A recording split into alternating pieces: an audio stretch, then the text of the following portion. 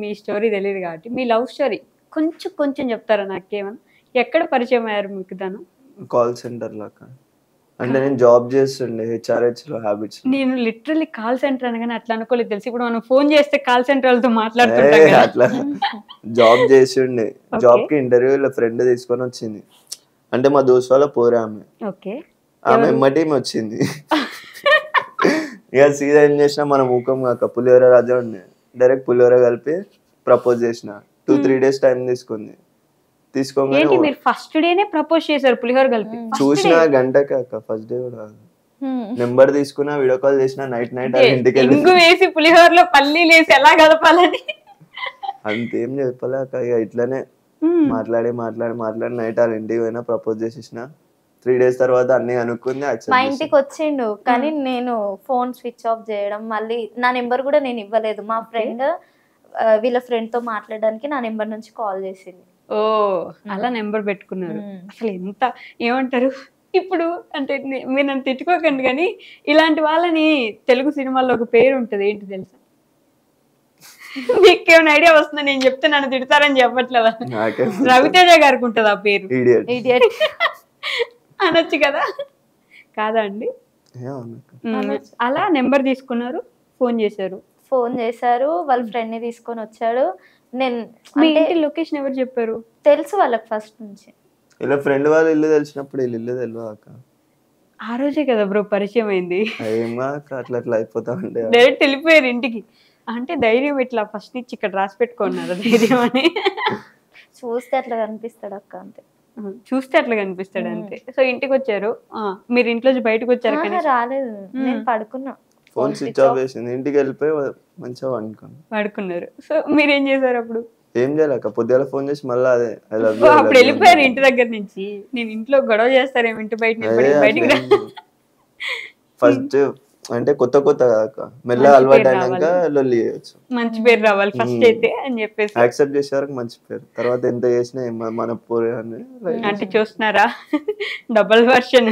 Same అట్లనే చేసిండు. First మంచిగా ఉన్నాడు, తర్వాత మొత్తం బయట పడింది. 1 year వదిలేసిన. మీకు అర్థమైందా? ఎదవని చెప్తుంది ఇప్పుడు తెలుసా? ఓకే. పక్క రోజు మళ్ళీ ఫోన్ చేసి ఐ లవ్ యూ అని చెప్పారు. సో మీరేమన్నారు? ఏమన్నా నార్మల్ గా రొటీన్ తిట్టడమే. నా ఫ్రెండ్ కి చెప్తుండే, చూడు ఇట్లా చేస్తున్నాడు అని. మంచివాడే అని చెప్పి తను చెప్తుండే. ఇక అట్లా నార్మల్ గా తిట్టడం స్టార్ట్ చేసిన. తర్వాత యాక్సెప్ట్ చేసిన నేను. అంటే తిన దాంట్లో నాకు ఏం నచ్చిందంటే ఎవరికైనా రెస్పెక్ట్ ఇచ్చి మాట్లాడతాడు, అక్క అని, అంతే. తర్వాత నన్ను అనలేదు. అనిపించలేదు. తర్వాత అర్థమైంది. 1 year వదిలేసిండు. 1 year వదిలేసారా? అంటే ప్రేమించిన తర్వాత 1 year వదిలేసారా? ఎందుకు? వేరే పోర్లతో వేరే అమ్మాయితో. అప్పుడు అర్థమైంది క్యారెక్టర్. సీరియస్లీ మొత్తానికి వదిలేసుకొని ఇక వేరే పోరితో మాట్లాడినా. ఈమెకి అట్లనైనా మొత్తానికి వదులుకుంటాని. ఈమె వాళ్ళకి ఫోన్ చేసి తిట్టుడు, వాళ్ళు నాకు ఫోన్ చేసి అన్ని మీ పోరి తిడుతుందని వాళ్ళు అట్లా అన్నాడు. పోనీ మాట్లాడిన వాడు సైలెంట్ గా ఉండాలి కదా అక్క. రీల్స్ చేయడము, స్టోరీస్ పెట్టడం, వాళ్ళ ఐడి నేను తీసుకొని వాళ్ళని నేను టార్చర్ చేయడం. అంటే మీరు అప్పటికే ప్రేమించడం స్టార్ట్ చేసేసారు తిని. అంటే 1 year లవ్ లో ఉన్నాం. 1 year లవ్ లో ఉన్న తర్వాత 1 year బ్రేకప్. ఎందుకు 1 year లవ్ లో ఉన్న తర్వాత బోర్ కొట్టిందా మీకు? బోర్ కొట్టలేక ఇక బ్యాడ్ హ్యాబిట్స్ ఉంటాయి కదా నాకు, దాని వల్ల లొల్లి స్టార్ట్ చేసింది. మనకు తాగడం నచ్చదు, స్మోకింగ్ నచ్చదు. సో అవి ఆపేముంటే మీరు ఫస్ట్ నుండి అవే ఉన్నాయి, నీకంటే ఫస్ట్ నుండి అవే ఉన్నాయి. సినిమా డైలాగ్ పెట్టుకుని స్టార్ట్ అయిపోయింది. అక్కడి నుంచి గొడవలు స్టార్ట్ అయ్యి ఇంకా వేరే అమ్మాయిలతో మాట్లాడడం స్టార్ట్ చేశారు. 10-20 మంది అక్క. కొంచెం గ్యాప్ ఇవ్వరు, కొంచెం మరి డైరెక్ట్ వీడియోలో కూర్చొని 10-20 మందితో మాట్లాడుతున్నారు. తెలుసు అందరికి తెలుసు. వాళ్ళు కూడా చూసుకొని మేమే అంటే చెప్పినాక ఫస్ట్ నాకు 2 పోరీలు ఉండే. ఇట్లా ఫస్ట్ నా పోరీ వాళ్ళు ఓకే అంటేనే. అంటే లవ్ ఏం కాదు, జస్ట్ మాట్లాడడానికి టైం పాస్ వాళ్ళకి తెలుసు వాళ్ళు టైం పాస్ అంటే ఫోన్ మాట్లాడి. సరే మరి తర్వాత 1 year బ్రేకప్ వదిలేసారు కదా, మళ్ళీ ఎలా కలిసారు? మళ్ళీ ఒకడు ఉంటాడు ఆయన బర్త్డేకి, ఇక అందరు జంటలతో పోతారు. చెప్పారు తెలుసా, ఒకడు ఉంటాడు నా దరిద్రానికి వాడు ఆ రోజు లేకపోతే బాగుండు అన్నట్టు చెప్పారు. నిజంగా నేను ఫస్ట్ లో అదే అనుకుండే. తర్వాత ఇప్పుడు నాకు మీకుంది ఇంటికి వెళ్ళాక మీకుంది అనే ఎక్స్ప్రెషన్ గుర్తొచ్చింది నాకు. అయితే మన బర్త్డేకి అందరు జంటలతో పోతారు, నాకు ఒక జంట కావాలని చెప్పి ఫోన్ చేసిన. ఇక ఒప్పుకోలేదు ఈమె. నేనేం చేసిన, వాళ్ళ లవర్ ఈమెకి అక్క అని క్లోజ్ ఉంటది, ఆమెతో ఈమెకు మాట్లాడిపిస్తే ఏమి వచ్చింది. ఆ రోజు నుండి స్టార్ట్ అయింది. అక్టోబర్ ఫస్ట్ తను కాల్ చేసిండు, అక్క రా అక్క ఇట్లా వెళ్దాము అని. నేను రానని చెప్పిన. తర్వాత ఈయన కాల్ చేసిండు, రాలేదు. నెక్స్ట్ ఆమె కాల్ చేసిండు. ఫస్ట్ అది కాదు అక్క, అక్టోబర్ 18 ఎవ్రీ ఇయర్ నాకు కేక్ కట్ చేపిస్తుంది.